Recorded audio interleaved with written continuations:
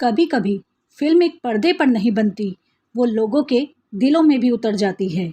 एक ऐसी ही फिल्म थी चांदनी। 1989 में आई यश चोपड़ा की वो जादुई फिल्म जिसने बॉलीवुड में फिर से रोमांस का मौसम लौटा दिया। कहानी एक ऐसी लड़की की थी जो मासूम भी थी, रंगीन भी और अपने प्यार के लिए सच्ची भी। पर इस कहानी के पीछे जो हकीकत थी वो उतनी ही दिलचस्प और खूबसूरत थी जितनी इसकी कहानी।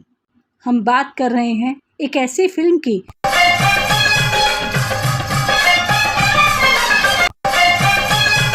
जिसने हिंदी सिनेमा में रोमांस को चांदनी बनकर पेश किया। यह वही फिल्म है जिसमें यश चोपड़ा को उनकी मशहूर रोमांटिक शैली पर वापस लाया और श्रीदेवी को उस दशक की सबसे चमकती नायिका बना दिया। अब हम जानेंगे कि यह फिल्म कैसे बनी, उसकी कहानी, कलाकार, संगीत, शूटिंग, कहानियाँ, बॉक्स ऑफिस और वो छोटे छोटे पीछे के किस्से जिनसे यह फिल्म एक आइकॉन बन गई।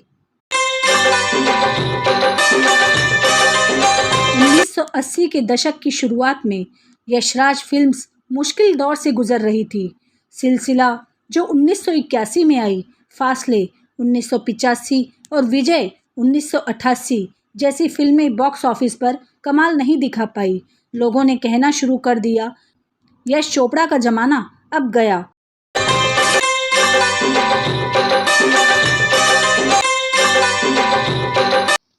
यश जी ने जब पहली बार श्रीदेवी को मिस्टर इंडिया में देखा तो उन्होंने अपनी पत्नी पमेला चोपड़ा से कहा था, यह लड़की पर्दे पर चांदनी की तरह चमकती है।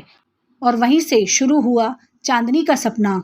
श्रीदेवी को चुना गया फिल्म की नायिका के रूप में और साथ में थे ऋषि कपूर, रोमांटिक हीरो रोहित और विनोद खन्ना संवेदनशील ललित के रूप में।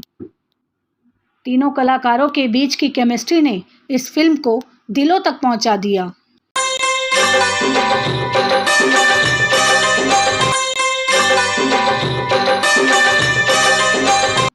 चांदनी सिर्फ एक प्रेम त्रिकोण नहीं थी, वो एक भावनात्मक यात्रा थी। एक लड़की जो प्यार करती है, खो देती है और फिर खुद को दोबारा पाती है। यश चोपड़ा ने इस फिल्म को काव्यात्मक रूप में बनाया। हर फ्रेम एक पेंटिंग की तरह लगता था, हर संवाद एक कविता की तरह बहता था।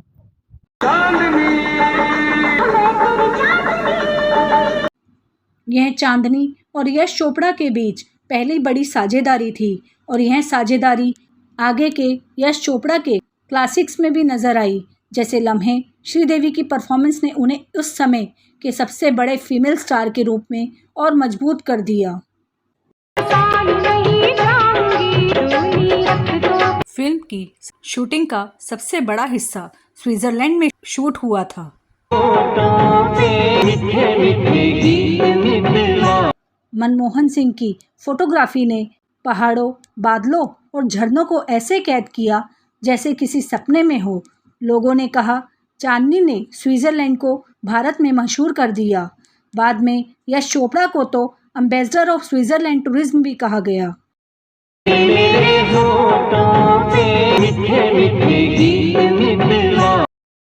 फिल्म का संगीत था पंडित शिव कुमार शर्मा और हरि प्रसाद चौरसिया। शिव हरि का गीत लिखे आनंद बख्शी ने और हर गाना बना एक टाइमलेस क्लासिक।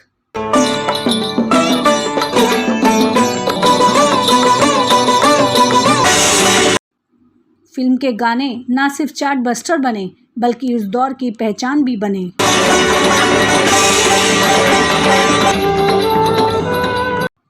यश चोपड़ा ने वाइट साड़ी को एक नया प्रतीक बना दिया।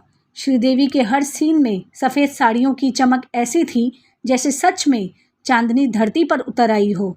इसके बाद हर लड़की अपनी शादी में चांदनी लुक चाहने लगी।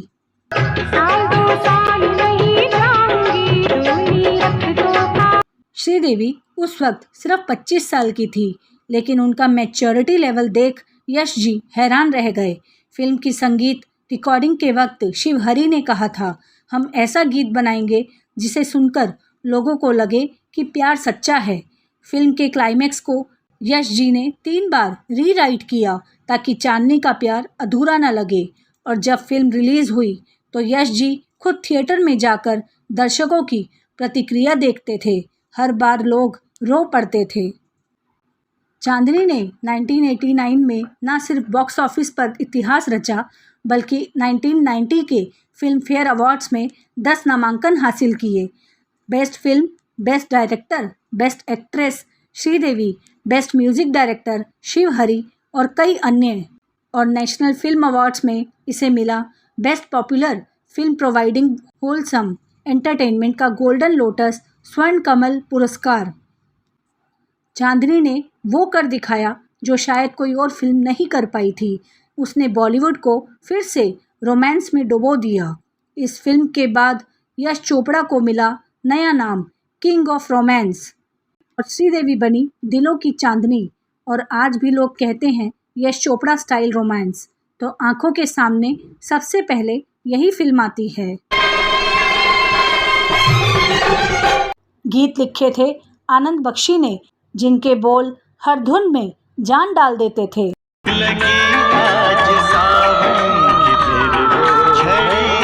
चांदनी ओ मेरी चांदनी, इस गाने को खुद श्रीदेवी ने गाया था जौहरी मुखर्जी के साथ। तो दिल के अंदर तेरी तस्वीर लगा ली है। ये शायद बॉलीवुड की उन गिनी चुनी फिल्मों में से एक थी जहां नायिका ने खुद अपनी आवाज दी। मेरे हाथों में 9 चूड़ियां। लता मंगेशकर की आवाज में वो सादगी थी जो हर लड़की के सपनों से जुड़ गई। शूटिंग के दौरान जब श्रीदेवी ने यह गाना किया तो सेट पर मौजूद हर महिला के हाथ में सचमुच चूड़ियां बांटी गई थी ताकि माहौल असली लगे। हर गीत में एक मौसम था, एक रूहानी एहसास था। मेरी जान, मैं तुझ में अपनी जान रख दूं, तो मुझे सुना। चांदनी से पहले सिनेमा में रंग बिरंगे कॉस्ट्यूम का ट्रेंड था, लेकिन यश जी ने श्रीदेवी को सफ़ेद साड़ियों में दिखाया। उन्होंने कहा था, white is the colour of purity and Chandni is pure love. इसके बाद सफ़ेद साड़ी बन गई यश चोपड़ा हीरोइंस की पहचान। लोगों ने कहा उसने सफ़ेद पहन लिया, मतलब वो यशराज की नायिका है। फिल्म की कॉस्ट्यूम डिज़ाइनर लीना दारू ने हर सीन को मौसम के हिसाब से साड़ी डिज़ाइन की थी, कहीं सिल्क, कहीं शिफॉन, कहीं जॉर्जेट, ताकि हर लहर के साथ वो हवा में उड़ती रहे। फिल्म का नाम तय करने में महीनों लगे। शुरुआत में इसका नाम मेरे हाथों में रखने की सोची गई थी, लेकिन एक रात यश जी ने खिड़की से चांद देखा और बोले, चांदनी, यही तो है मेरी फिल्म का नाम। मेरे हाथ। क्लाइमैक्स 3 बार बदला गया। यश जी को लगा कि कहानी अधूरी है। उन्होंने 3 अलग अलग एंडिंग शूट करवाई। अंत में वही चुना जहां प्यार फिर से लौटता है। इस फिल्म में यश जी की पत्नी पमेला चोपड़ा ने सिर्फ कहानी में ही नहीं बल्कि गानों के भाव, कपड़ों और शूटिंग के बैकग्राउंड में भी सुझाव दिए। यहाँ तक कि मैं ससुराल नहीं जाऊंगी गीत उन्होंने खुद गाया था।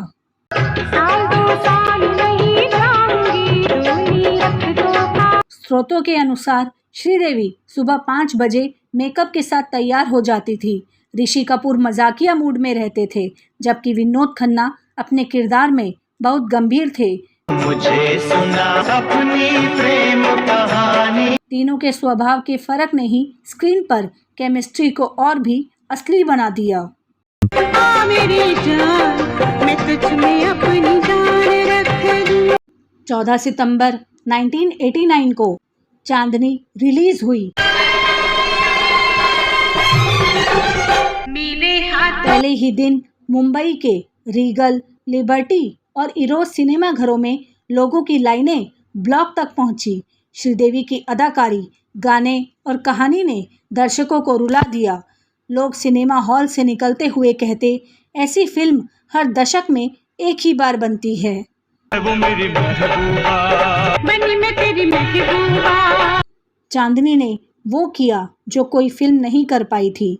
उसने रोमांस को फिर से बॉलीवुड की रगों में बहा दिया। इस फिल्म के बाद हर निर्देशक ने कोशिश की कि वो यश चोपड़ा स्टाइल रोमांस बनाए। कहते हैं फिल्में वक्त के साथ पुरानी हो जाती है, लेकिन कुछ फिल्में वक्त को रोक लेती है। चांदनी भी एक ऐसी ही फिल्म थी जो यश चोपड़ा के दिल से निकली और करोड़ों दिलों में बस गई। अपनी प्रेम कहानी लगी आज सावन की फिर बोझ। अगर आपको आज का एपिसोड पसंद आया हो तो गीतों का कारवा को जरूर सब्सक्राइब करें।